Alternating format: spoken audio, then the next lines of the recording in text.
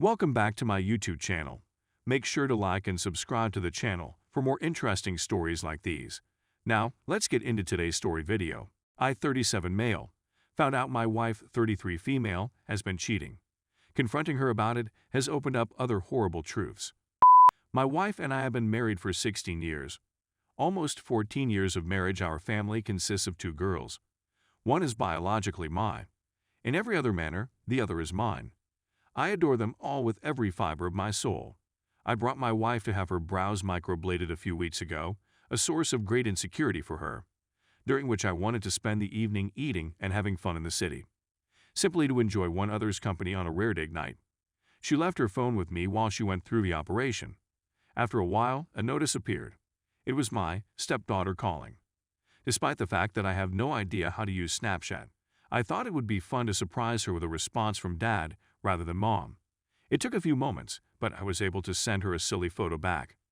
I ended up in her chat area after submitting. At first sight, it seemed to be nothing. But then I saw a name I've always despised. We'll refer to him as. I was hesitant at first, not wanting to be the sort of person that snoops through her phone, but curiosity got the better of me. What I saw astounded me. They had lengthy discussions regarding a recent tryst. I'll keep the specifics to myself for the time being, but let us just say it was about oral. I couldn't help but keep reading. It was challenging for a variety of reasons. Aside from the apparent treachery, as I've discovered with Snapchat, chunks will erase automatically. As a result, the dates moved about wildly and facts from the past were few. What I did understand was that it had occurred a few times in the previous months, including on my birthday when I was sleeping upstairs. I work very early. Birthdays aren't as thrilling or meaningful to me as they used to be. That's what age does to you. It did, however, sting a bit more than usual. In between the flirtation and information, there were images, nothing too explicit, but obviously troubling, and the most damaging was probably how she spoke about me. Certainly nothing good, and at best just partly truthful, at worst outright falsehoods or deceptive remarks. She reached a point in her operation when she needed to take a break, so I hung up the phone. She questioned, visibly disturbed, what was wrong. I didn't want to make a spectacle in public or include the poor lady doing the surgery in our shambles, so I simply told her I wasn't feeling well and needed some fresh air. I spent the remainder of the operation, approximately 2 hours, strolling about downtown, trying to figure out what to do next. To both of our dismay, I informed her after the surgery that we'd have to put the other plans on wait. I had planned to talk about it when we got home, but by the time we got to our vehicle, I couldn't stop myself. I told her what I had seen. I advised her not to touch her phone because I wanted to go through everything with her one by one, and I didn't want her erasing or deleting anything from her phone. We shouted and wept all the way home. When we got home, we set up the kids and proceeded to our room, where I dived in headlong. I demanded that she unlock her phone and hand it over to me, which she grudgingly did. That's when things became even more difficult. She confessed about adultery on many times in the basement, but when I dug more into the phone, I discovered a few of additional concerns. It turns out that when we were dating, before we married, she had been with a college acquaintance who I had always suspected, but she had always denied. She, claims that they did not have relations. Only oral communication, making out, and so forth. We seem to differ on the definition of, thus this is a sensitive matter. Hearing this, my thoughts wandered, and I started to inquire about any and all situations in which she could have been able to cheat. Except for one item, nothing too important. She didn't get home until almost 2 a.m. One night after work years ago. I recall asking her where she had gone. She informed me that she was leaving. Nothing else. Despite my concerns, I let it go for the time being in my new relationship naivety. But it persisted in the back of my mind and erupted that night. She tightened up as I requested, something between fury and pain.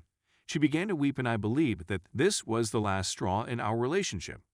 Instead, in fairness to her, it was the account of her assault, which she had never told anybody. She sobbed, I sobbed. We held each other for the rest of our lives. I felt like the biggest jerk in the world, but being devastated and betrayed by the other accounts of her true adultery outside of the attack. I informed her that she was not to blame for the assault and that, despite my present feelings, I would never hold it against her in the future. What type of would do anything like that?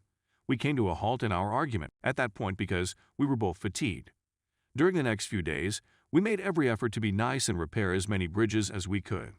The problem was that, as previously said, I am not well versed in the world of social networking. I don't use them very much, if at all, for some reason. She is, and she has a large following on a variety of social media sites. She has taken use of such forums in order to create sympathy for herself.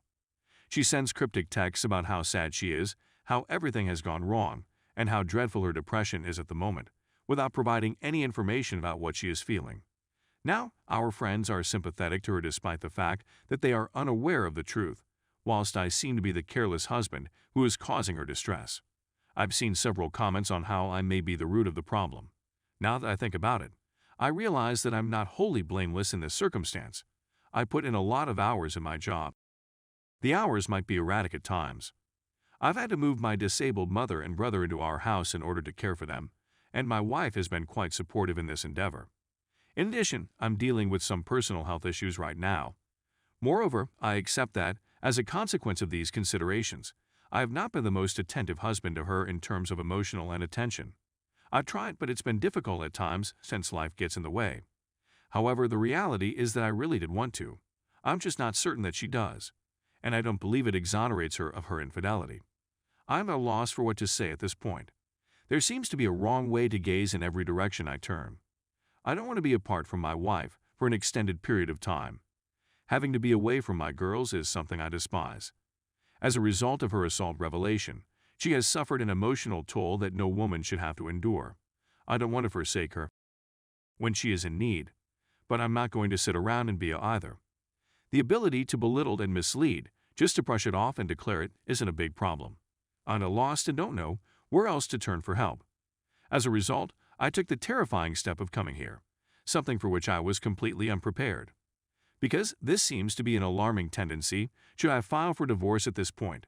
Whether I stay with my wife despite the betrayal, I'm left with the question of how I can be a better husband for her in her hour of need. If or not I should tell my friends and family the truth in order to save face, or whether it would be termed shaming her, is up to you. Please provide a hand. I'm completely at a loss on what to do. Edit 1. I've seen it a couple times now. I kind of expected it. Her attack narrative, on the other hand, is real. I'm not one to say much in public, but I'm as certain as anybody who wasn't an eyewitness. It did occur. That will have to suffice, and I will disregard any comments that imply otherwise. I acknowledge that I was the one who sought guidance, yet her attack occurred. That aspect has been resolved. Edit 2.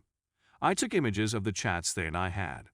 I'm gathering proof for just in case and to keep her honest. Edit 3. I'll take this one. When I said oral, I meant she was on the receiving end. She says that and making out was all there was to it. That seems to be supported by the chats I've preserved. However, I'm not certain that's all there is to it, and I have no evidence to suggest otherwise. Edit 4. Okay, I'm going to take the day off till tomorrow. This is all a bit too much for me. I appreciate all of the feedback and suggestions, even those who have sentenced me to a life of. I expected everyone to have strong and differing views. That's exactly what I wanted to hear. My marriage is most certainly finished. It's simply difficult to chuck away something you've worked on for half your life.